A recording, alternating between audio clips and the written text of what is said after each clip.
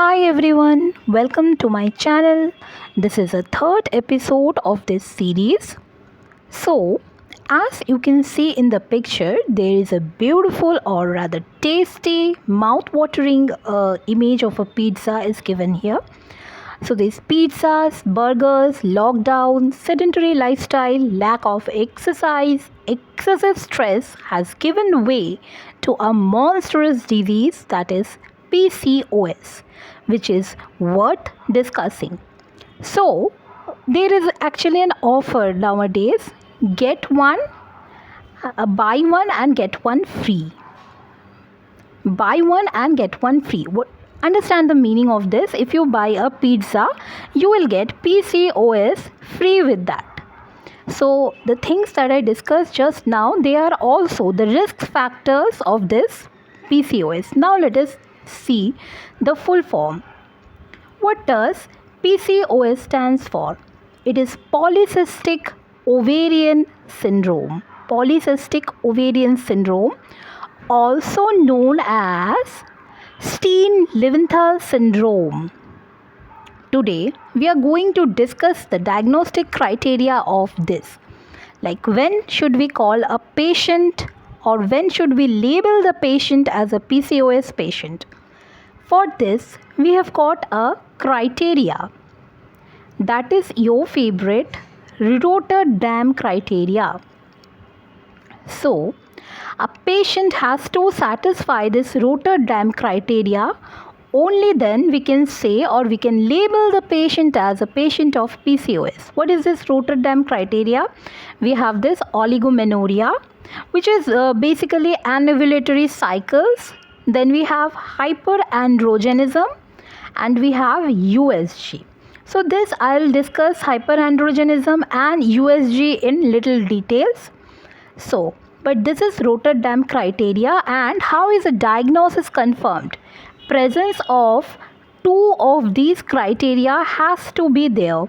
So, two of these criteria has to be there to call the patient as a patient of PCOS. Okay. Next point is hyperandrogenism. This can be clinical also and this can be biochemical also. So, just imagine a hypothetical situation. You are sitting in an OPD. You get a patient who has a lot of acne, hirsutism. That means you have seen female patient having mustaches, excessive facial hairs and all. Okay. So, and biochemically, that is when you test the blood, you find there is elevated testosterone level in a female, which is not usual. So all these features, biochemical and clinical, these are suggestive of hyperandrogenism, which is again a criteria of Rotterdam. So a patient must have this. And USG finding, this is a lot of things has to be understood in USG finding, because simply one or two cysts if found in the ovaries, that is not actual the USG finding that is required to satisfy the Rotterdam criteria.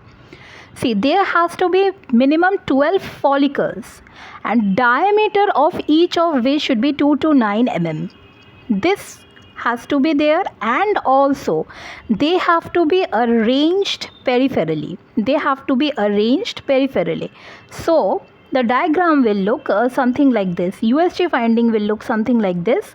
Suppose if this is the ovary, hypothetical diagram I am drawing. Just imagine this is an ovary, and all these are the cysts.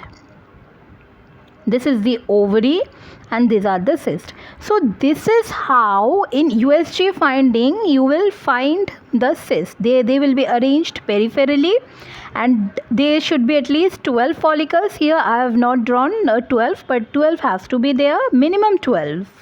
And diameter of each of which should be 2 to 9 mm.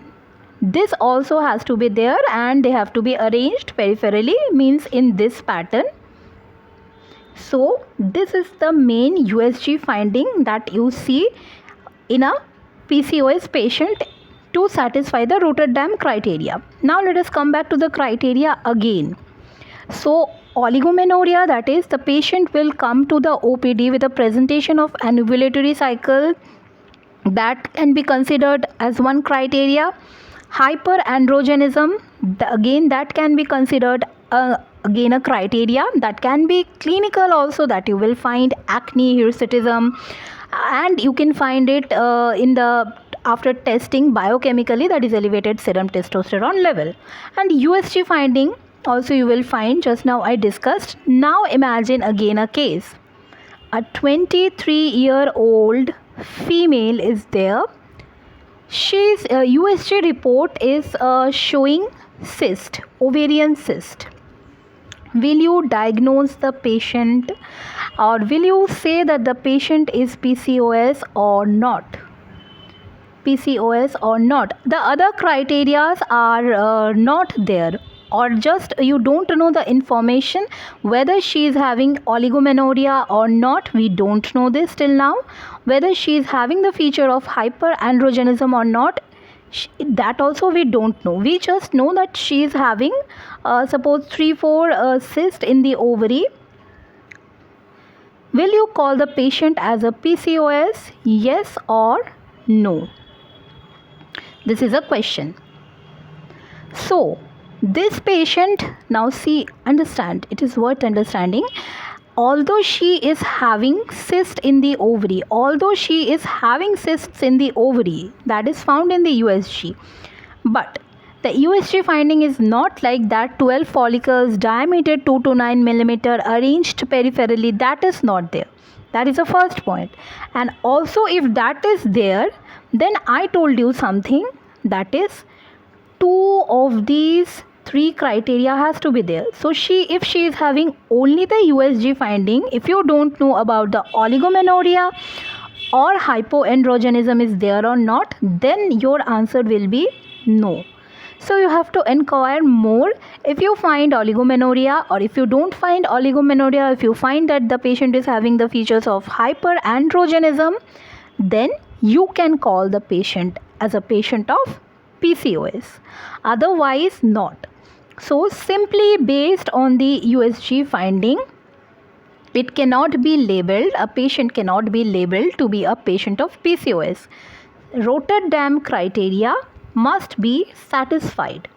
So this is the thing that we need to understand. But also we need to understand one more case. Suppose a patient is having, or all these criteria are satisfied. Okay, all these criteria are satisfied. Then you can label the patient as a patient of PCOS and start the treatment accordingly. Okay, but this is not the complete information about PCOS. This is just the diagnostic criteria of PCOS. We have to learn a lot of things about PCOS, like how the pathophysiology occurs. We have something known as two gonadotrophin theory. We have the complications of PCOS, long-term complications, short-term complications as well. We must know the clinical presentation of PCOS, and also we must know the syndromes associated with PCOS, and also which hormone is increased and which hormone is decreased in PCOS. But this will be taken in a separate series on gynae. I am going to take up a separate series on gynae where all the topics, important topics related to gynae will be discussed in full details. There again PCOS will be discussed with all the other aspects like pathophysiology, clinical presentation, complications, etc. everything. But for this series, just because I have just taken out the diagnostic criteria, that whether you are a BHMS student or whether you are a student of BAMS or any other medico, the thing is that you must understand when to label a patient as PCOS. That you should understand when to label a patient as PCOS and when not to label a patient as PCOS. So you should be aware of this Rotterdam criteria. So that's it. I hope you like this video. I hope you find it useful, and please do like, share and subscribe my channel. Thank you so much.